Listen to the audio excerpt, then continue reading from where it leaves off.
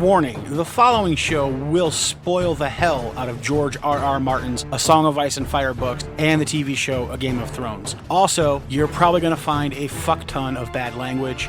The explicit tag is there for a reason. Death and boobies, death and boobies, death and boobies, death and boobies, death and boobies, death and boobies, death and boobies, death and boobies, death and boobies, death and boobies.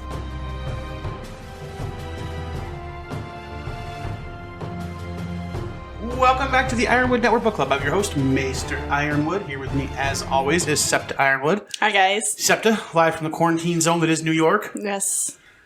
Once again. All right. Continuing for a while, Yep, I believe. continue. Yeah. We ain't get out of here by Easter. No. No. Nope. Be lucky if it's lifted by my birthday. Yeah, To be I'm going to honest. spend my birthday in quarantine. Absolutely. My dirty 30. Well, we got plenty of wine and booze for it, so... If it's not all gone by It then. was not all gone, but we have to restock. We have to restock on wine and booze. We have a whole fridge full of wine and booze, but it might not be enough. You never know. I did drink a whole bottle yesterday, so... You did, yes. So that's not boding well. No. All right, Septa, what are we here to talk about today? Aaron Damphair. Aaron of the Damp Hair? Yeah. Yes, the drowned man. Yes. In the next chapter. All right, so before Septa gives us a little sneak peek at what this chapter is all about, Yep. I do have a haiku. Okay. Okay, make your case. Yep, we're having a Kingsmoot. Ooh, that guy? Really? Yeah. Really? Yeah. Yeah. I don't think this chapter turns out well. No, it's very much like the Democratic election in 2016. Or this year. Well, I'm going to go with 2016 because we had a winner there. We haven't had a winner this year yet. It's true. So, but we'll get into that. All right. Give us a synopsis. What's going on? All right. So, it starts off with Aaron in the water. He's feeling embarrassed because he took off running scared when the crow's eye showed up. But now he feels better. He's out of the water. He walks up to Naga's remains, or skeleton, whatever they call it. Naga's bones. Naga's bones. And tells his other followers to ring the bell, so to speak. It's time for the Kingsmoot to start. So, Yep. Bring them all in. Yep. Time to go. So they're blowing the horns and ringing the drums, and everyone converges up at Naga's bones. Mm-hmm. He says it's time for the Kingsmoot to begin. Who wants to be king, basically. 2 or 3 men step up who are not worthy. Financially, physically, and popularity-wise. Yep. And then Victarion speaks up. Did I say his name right? Victarion. Victarion speaks up.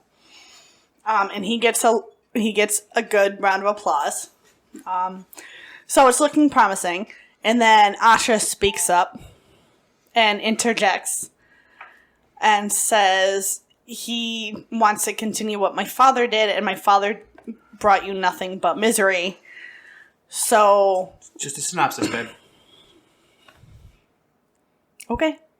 So Asha... Because we're going to get into all that. So Asha steps in, gives her case, and then the crow's eye steps in, gives his case, and it looks like he wins. Right. Yes. Yeah. We'll get to all the details. Okay. All right. So, yeah, the first thing I want to talk about, you said that, okay, so Aaron had run scared when the crow's eye had showed up. Yes. At the dining tent. And the way it's described is very interesting if you are looking closely at how Aaron describes his fear. Mm-hmm. So this is the paragraph that does it. And we're going to discuss on what the fuck this might mean. Okay. So... He had run before the crow's eye as if he were still the weak thing he had been. But when the waves broke over his head, they reminded him once more that man was dead. I was reborn from the sea, a harder man and stronger. No mortal man could frighten him, no more than the darkness could, nor the bones of his soul, the gray and grisly bones of his soul. The sound of a door opening, the scream of a rusted iron hinge. Yes. Okay, so lot to unpack just in that paragraph, really. Yes.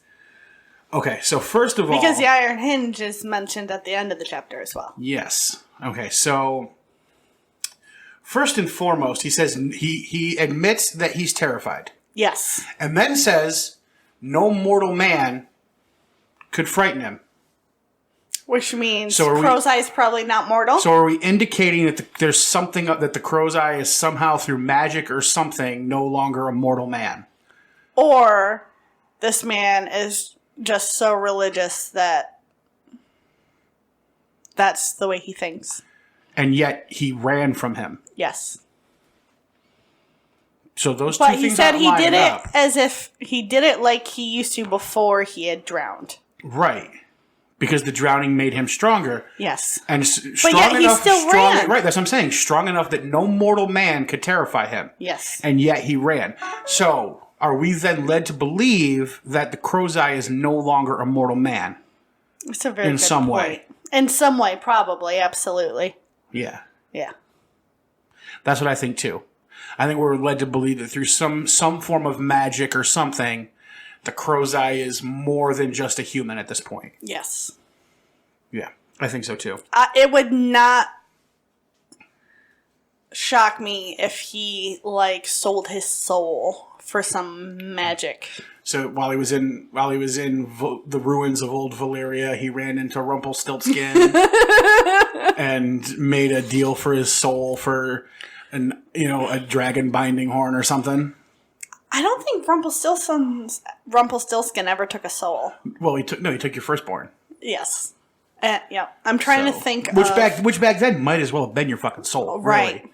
You know what I mean? At those times. Right. Because that's all that mattered was your firstborn. Right. And he does have children. He has 3 sons and a daughter. Yes. That are mentioned here just momentarily. Yeah, they were mentioned in the previous one too. Yeah. They're all bastards. Yep. One of them with Victorian's wife. No, the girl. because he beat her while she was pregnant. Oh, did he? Okay. Yeah. Okay, good. Yep. All right, but anyway, yeah. So yeah, I'm thinking there's more to the Crow's Eye than meets the eye. Oh, there's always more to somebody. George, yeah, exactly. But yeah, so that's one thing I took away from that. The other part that I take away from this is how he's describing what about the past and Euron scares him. The sound of a door opening, the scream of a rusted iron hinge. Mm-hmm. What do you make of that? He was probably locked up somewhere. Okay, or maybe somebody came in to a place that he felt safe by opening the door. Yeah, that's basically what I meant. Okay. Yeah, so something happened to It's him like as a child. PTSD. Right. So Euron Coming back. did something to him as a child, and the sound of a door opening and the scream of a rusted iron hinge are triggers Yes. for whatever that was. Yes. So, not good. No. But I'm I'm a bit confused about the description of his soul. His soul has bones. Okay. Yep. Nor the bones of his soul, the gray and grisly bones of his soul. Yeah. Yeah, I don't know what to make of that. I don't know what to make of that either. Because most people don't think of souls as physical things. Well, right, and it's okay. So and so he's talking about is he even mentioning his bones? Because it's in a sentence of things that could but don't scare him. Right. So it's no mortal man could frighten him, no more than the darkness could, nor the bones of his soul, the gray and grisly bones of his soul. So his own being can't scare him? So that's what I'm asking. Are these even? Is this even his soul that he's talking about? Because it comes after the darkness that can't scare him. Well, that's not part of him. Right. So whose soul is this? Is it his? It could be because the way this sentence is structured, it's not his. Okay. You know what I mean? Right. Like, So is it Crow's Eye's soul if the whole thing's about the Crow's Eye? I don't know. It's entirely possible. Right. Or somebody else.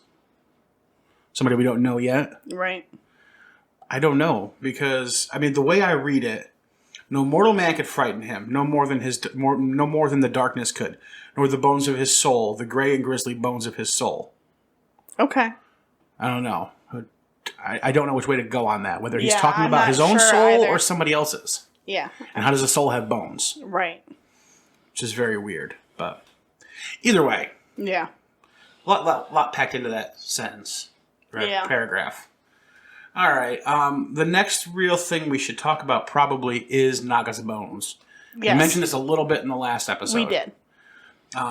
And I want to say it's history, or is it Mythology. mythology behind it? At this point, it's mythology. Yeah.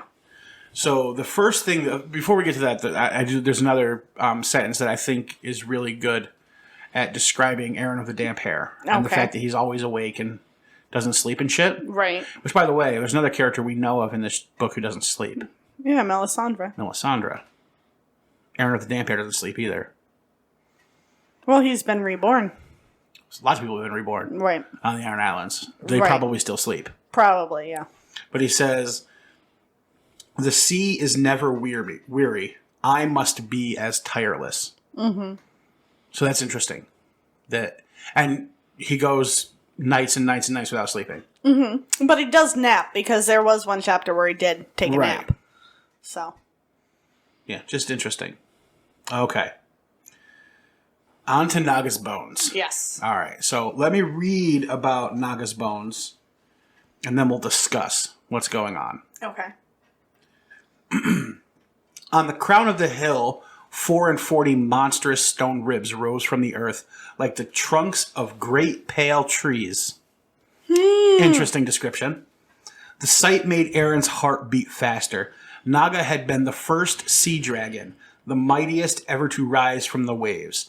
She fed on krakens and leviathans and drowned whole islands in her wrath. Yet the Grey King had slain her, and the drowned god had changed her bones to stone so that men might never cease to wonder at the courage of the first kings. Naga's ribs became the beams and pillars of his long hall, just as her jaws became his throne. For 1,000 years and 7 he reigned here. He reigned for 1,007 years. Yep. A mere man can't do that. Here he took his mermaid wife and planned his wars against the storm god. From here he ruled both the stone and salt, wearing robes of woven seaweed and a tall, pale crown made from Naga's teeth. Okay. So that is the Grey King and Naga's bones. Okay. Wasn't there another man somewhere who had made a castle and pissed off the storm gods, or was that the sea gods? So that was where the Baratheons are, Storm's End. Okay.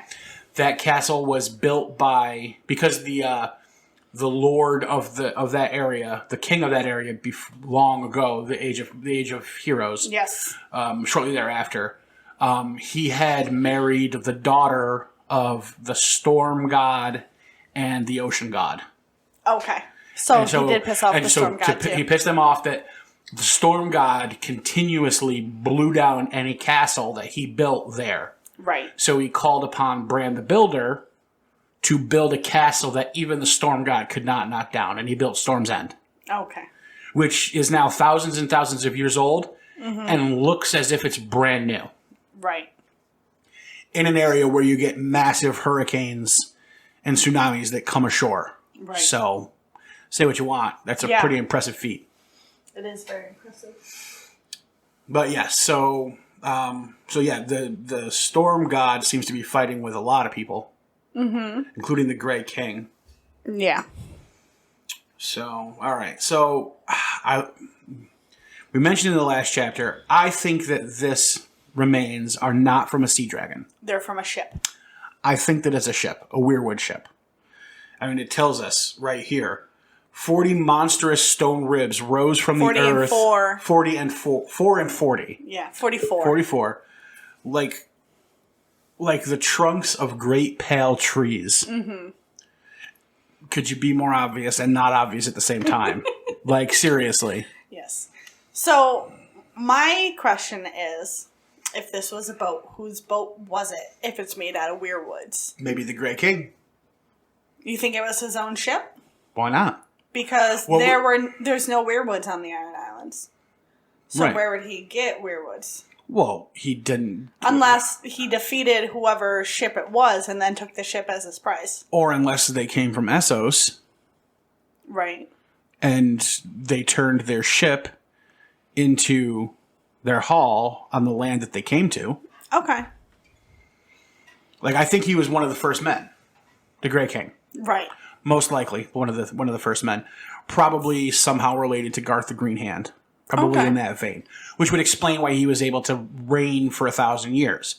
Because the They were damn near immortal. Right, because the descendants of the Great Empire of the Dawn, all those people, the Gemstone Empresses and things like that, they all reigned for 1,000. They reigned for 1,000 years. Remember, the first one reigned for 1,000, and then his children reigned for 1,000 each.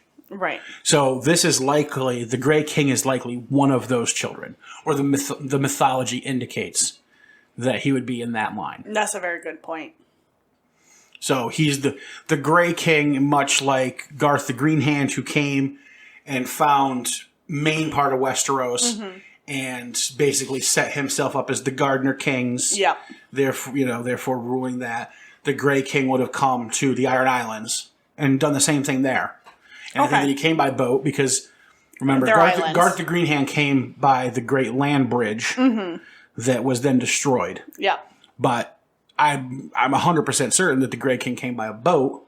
Right. A giant weirwood boat that would have brought him and his people. Right. And then what did you do in those times when you got where you're going? Out of it. You used your boat to what it was then useful for, which in this case would be shelter. Yep. So they used it for shelter, and there it sits. So if there were jaws on the boat, I'm assuming that the jaws were actually part of, like, what's it called? Like, Euron has a maid with no mouth on the front of his boat. Right, so either the prow or the keel. Yeah. So whatever design he had probably had a mouth to it, and he used that as his throne. Exactly. Yeah. I mean, the ship might have even been called Naga. Right. In which case, Naga's bones is an apt description, exactly, because those pieces that you attach the hull to, those vertical pieces, are the bones of a ship. Yes. It's the skeleton of the ship. So Naga's bones... And wood does petrify into stone. Weirwood does, yes. Some woods still do. But weirwood definitely. Yes. It doesn't ever get destroyed. It just turns into stone. Yes. So it's almost a certainty that that's what this is. Be a very good point. Yep, the giant ship that brought the Grey King and his ilk with him. All right. And then I highlighted this one next part just because it reminds me so much of Lord of the Rings. Okay. That I had to. Okay. Just listen to it and you'll be like, yeah, exactly. All right. On its walls hung tapestries woven from silver seaweed most pleasing to the eyes. The Grey King's warriors had feasted on the bounty of the sea at a table in the shape of a great starfish. While seated upon thrones carved from mother of pearl. Gone. All the glory gone. Men were smaller now. Yes. Yeah, a lot of the description did make me think of, like... Aragorn's ancestors. Yes. And, yeah. Yeah. Yeah, very much so. Mm-hmm. Like, whether it's real or not... Right. Like, I think a starfish-shaped table isn't too drastic of a thing to think up, but full-on tapestries made out of seaweed... Well, seaweed, when you dry it, can be used as thread. Yeah, if you do it properly. Right. Absolutely. I think that's what he's indicating. Okay. But what I think, so men were smaller now. I don't think he means physically smaller now. Right. They don't live as long either. Right. And they're less grand, right? Yes. Like... Do you need something to drink? Yeah, in a minute. And one of the reasons I think they are less grand is because the older generation from thousands of years ago has been mythologized. Yes. To a point where it seems larger than life. Yep. It's now myth. Allergies getting to you? Yeah. I'm sorry. Everybody who listens goes through this with me every spring, so. All right, yeah. Yeah, I just thought of like Aragorn in the boat looking up at the stone statues of his ancestors. Yeah. And men are smaller now. Yes. Which is funny to me. They don't make full-on statues No. for people anymore. No. Like the statue in Bravos. Right, the Great Titan. Yep. Well, after that cough eruption. Yeah. You feeling better? Yeah. Good. Yeah. It's that season where temperature goes up and down, pollen starts getting released, Cats start shedding, and every year I can't breathe. Yep. I And cough. I've been rearranging the house, so there's Knocking up all sorts of dust and sorts of cat dust hair, and dust cat hair, bunnies, yep. and this year that's a little scarier because it's like, oh, I'm coughing. Wait, but I always cough. But is it Is it COVID? Is it COVID cough or just my normal Here, cough? let me touch your forehead. You got a cold sweat going on. You okay? Yeah, I feel fine. Okay. I don't feel Maybe warm. we should take your temperature. I don't feel warm, do I? Yeah, okay. You got a cold sweat. You're fine. That's normal for you. Yeah, when I'm sitting in one spot, weirdly. Yep. If I'm up and moving around, no Yeah. sweat problem. Weird. That's why we always have the air moving for you. Yeah. When I'm up and moving, it's fine. Who knows? Anywho, all right, where were we? We were headed to the actual Kingsmoot. Yes. So, which I think is the least interesting part of the whole chapter. We already talked about the cool things that I thought Yes. about, because the mythology and stuff. Yes. But we have to talk about it anyway. Yes, So let's we talk do. about the Kingsmoot. Yes. So everybody arrives. After he bangs the drums. Yeah, and nobody seems to want to go first. Which Aaron understands because, as he says, the Iron Men are smarter than that, and they won't just choose the first meal that they're offered. Yes. So If they know it's a 7-course meal, they're not going to stop at the appetizer. yeah, they're the not hors going to. d'oeuvres. Yeah, they're not going to fill up on that. Right, exactly. So we get, I'm going to call him Red Shirt number 1, Yes. who goes, it's a young Red Shirt. Yep. He's from the farthest Iron Island. Now, there is interesting things about his family. I forget the name. Liftwood or something like that. I'm going to have to look it up because he brings something interesting to the table. Yes. Well, not really as far as what he's offering, but he's Right. carrying something on him Yes. that is interesting. A sword. Yes. A Valyrian sword. Valyrian steel sword, Yep. which is interesting. His name is Gilbert What's his last name? Farwind. Farwind, yes. Gilbert Farwind. That almost sounds like a very... Farwind sounds like a sword name. Yeah. So he has... But he lives on the farthest Iron Island. Yep, and he's the Lord of the Lonely Light, which I assume means that the light tower, the lighthouse Right. for the Iron Islands is on his island. Probably, yeah. I would just assume that that's what that means. Mm-hmm. Makes sense. Now, the interesting part about him, aside from the fact that he has a Valyrian steel sword, and he's not the only guy here with a Valyrian steel sword, Right. which is also interesting. Yes. Because they're not exactly a common sword. Right, yeah. I mean, there's a couple hundred total. Yeah. So, that's interesting. Yes. The Lonely Light was the most distant, 8 days' sail to the northwest. The far winds there were even queerer than the rest. Northwest. Well, yeah, but where we I'm are... I'm looking at the map in my Okay, I head. was saying, where we are northwest No, is that way. I'm looking at the map in my head. Okay. Some said they were skin changers, unholy creatures who could take on the forms of sea lions, walruses, even spotted whales, the wolves of the wild sea. So you think they're like wargs? Well, I mean, skin change because Yes. because warging is specifically with a wolf. Yes. But maybe even to the level of warging, because it says the wolves of the wild sea. Yes, which are the spotted whales. Yes. Which is interesting. Yes. I'm trying to think if we have any spotted whales. I'm trying to think what they're called. I don't know. I know we have unicorn whales, and that's all I know. Narwhals. Those are narwhals. And killer whales, and blue whales, and sperm whales, and humpback whales. Yep, beluga whales, but I don't think anything's spotted. Yeah, I don't think so either. But that's about. But yeah.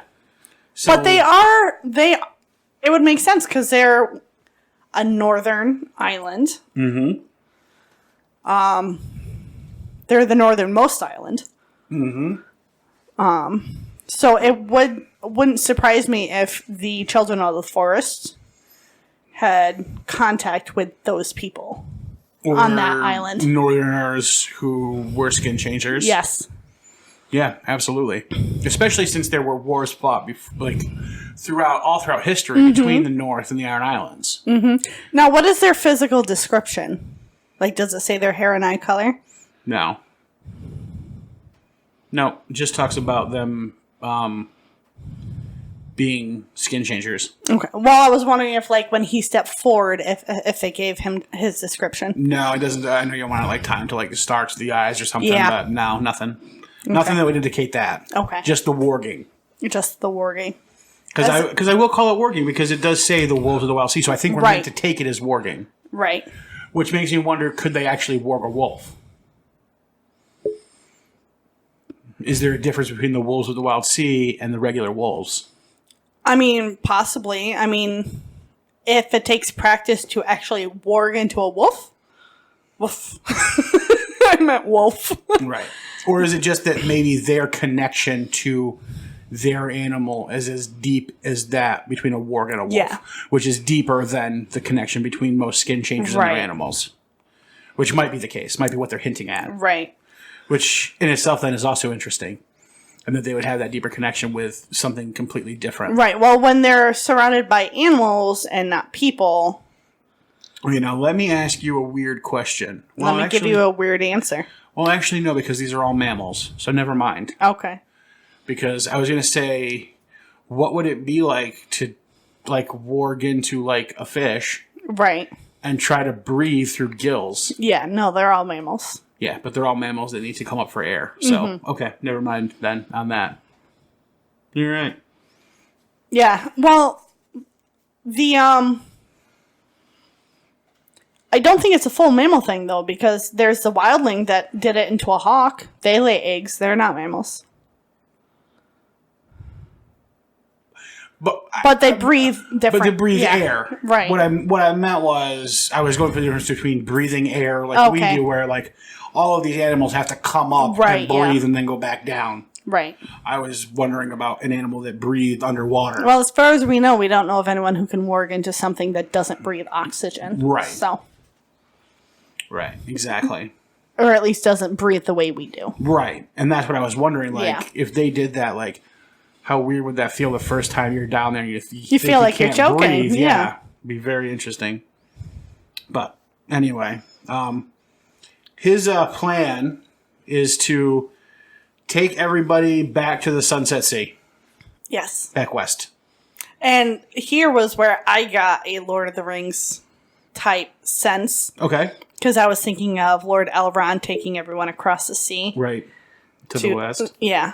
To the west. Okay. Yeah. Aaron's not a big fan of this idea. No. He says it's the vision he spoke of was doubtless a snare set by the storm god to lure the Ironborn to destruction. Yeah. And what was it he offered everyone? Because, that was it, to build ships and take everybody to the west. But no, when you have a Kingsmoot, you have these gifts to give the people who expect... It was just crappy stuff. Yeah. That nobody wanted. Right. The captains took none of it. The lesser men took a few things. Right. So it wasn't very good stuff. Right. The next guy is also a red shirt. Eric. And, yeah. So let's talk about Eric for a second. Okay, go ahead. He's probably not really relevant. No, he's a red shirt. But him being here I find is extremely funny.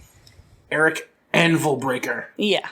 So he's this big, strong guy that is carried up the steps by 4 of his grandchildren. Right. And he is not strong anymore. He is covered in a white bear pelt and has white hair. Yeah, he's old. Yes, he's 80 plus. Yeah. And he's still trying to go by the strength of his name and his history. Yeah. So he did have actual stuff to offer. Some people did pick up some of his gifts out of his Some of the captains caskets. did.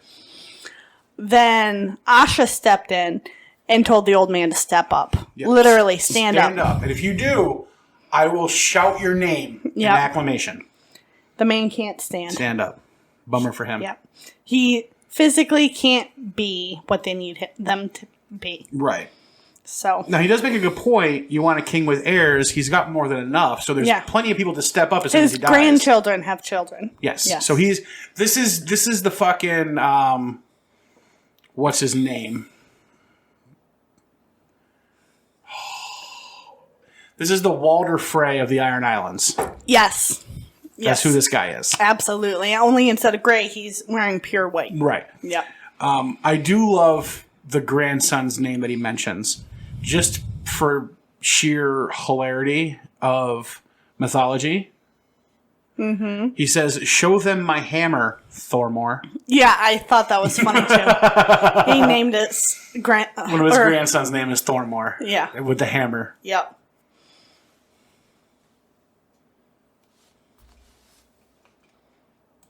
Okay, so he's a no-go.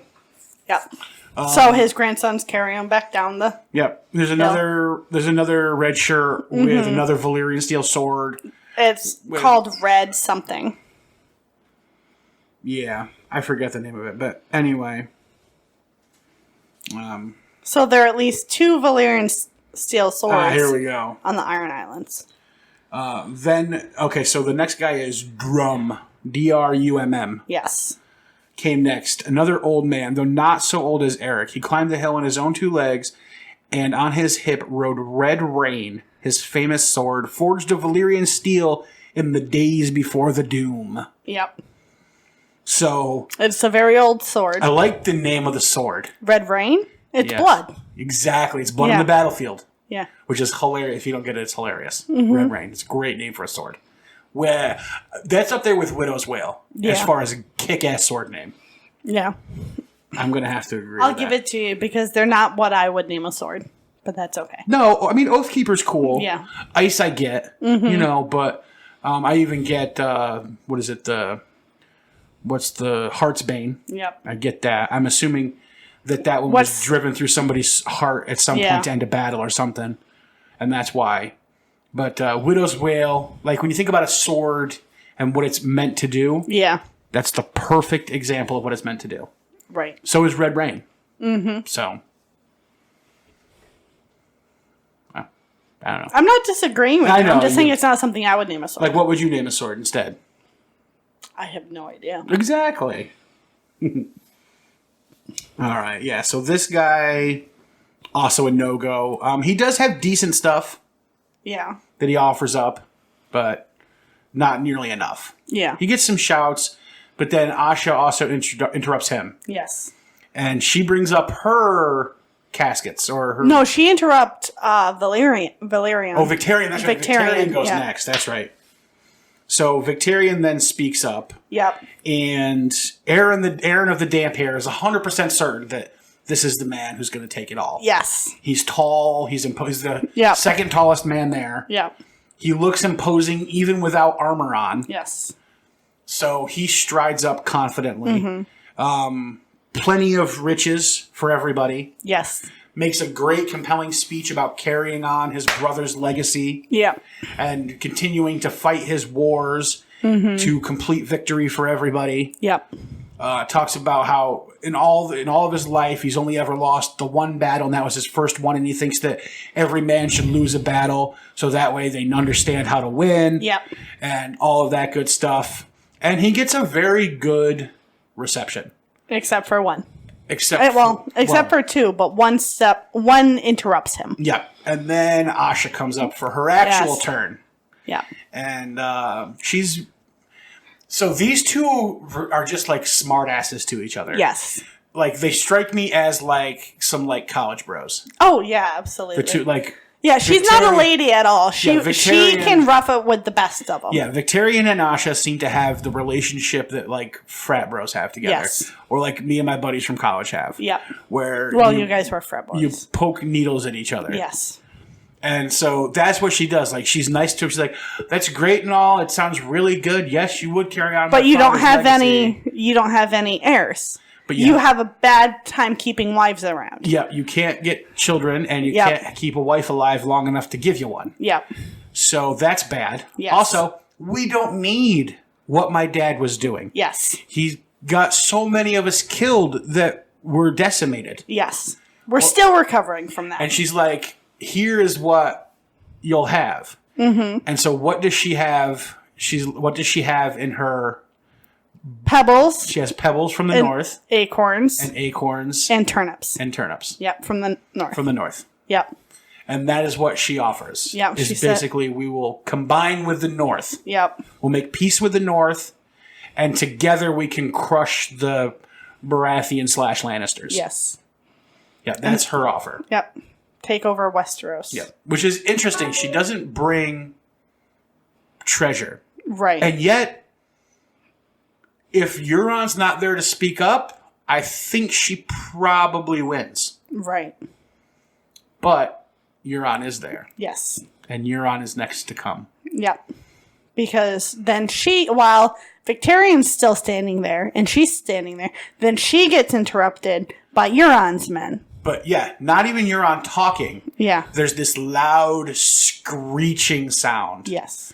From a giant horn. Yes. That's being blown. And it is Euron's man blowing this huge horn. And... It looks painful. Like, it almost looks as if, like, he is trying to stop and he can't. Yep. When he does finally stop, his lips are blue and purple. His cheeks are sore. He's bleeding from his eyes and his tattoo on his chest. Yeah, his lips are blistering. Yes. Which means that this horn that he's blowing is burning him from the inside out. Yes. And it's a dragon binding horn. Yes. So why would you blow something that's literally going to make you bleed out of your pores? Maybe he didn't know. Maybe this is the first time they've ever blown it. Maybe, yeah. What I want to know is how Euron knows if he just found this in Valyria. Yeah. How does he know it's a dragon binding horn? He probably asked somebody in the area. There's nobody in the area. That's true. Except for the stone men. That's true. Who have the grayscale. Mm-hmm. So that would be... I'd like to know how he knew or knows that it's a dragon binding horn. Right. It seems definitely to be magical because it glows with fire. Yeah, it glows when you red. blow it. Mm-hmm. And so does the guy. Yes. Who's blowing it, so I don't want to be that guy. Yeah, no. I mean, Euron's going to go through all of his men blowing this stupid horn. Mm-hmm. And that thing is so loud, it was heard all the way across the island. Yeah, heard everywhere. It was everywhere. bouncing off the mountains. Yeah, heard everywhere, which is insane. Mm-hmm. But Euron says that he's going to take that. He's going to bind Daenerys' dragons to him. Because he knows where there are 3 dragons. Yep. And then they will conquer all of the 7 kingdoms themselves. Yep. And the Ironborn will be the rulers of all. Yep. And he gets a big... biggest one yet. Yep. And so Euron wins. Mm-hmm. King Euron. Not good. King Euron, everybody. All right. And that's where the chapter leaves off. That's it, yeah. Now, I did find the reference to the other Valyrian steel sword, which I think also has an interesting name. What's that? So, if we think about the Grey King being the one of the men that came from the Great Empire of the Dawn, right about the time when the first Long Night took place. Right. And then other Ironborn, positive, then being the descendants from them. Right. One of Asha's, or one of Victarion's 3 champions that came with him was Sir Harris Harlaw, Yes. whose sword Nightfall was as storied as Dunstan Drum's Red Rain. So now there's 3. No, that's the second one. Okay. Which is an interesting name for a sword as well, right? So we've got a sword called Dawn. Mm-hmm. And then we've got a sword called Nightfall.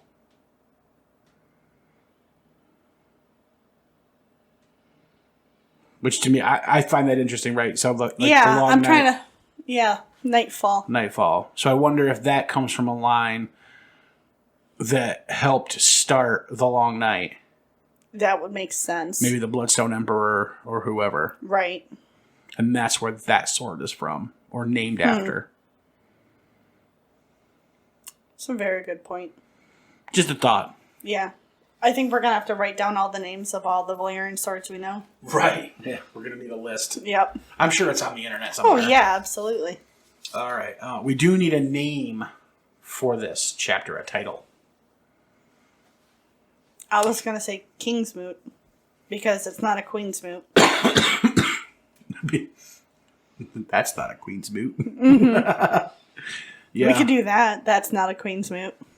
That's no Queensmoot? Yeah. Okay, we'll do that. I like that.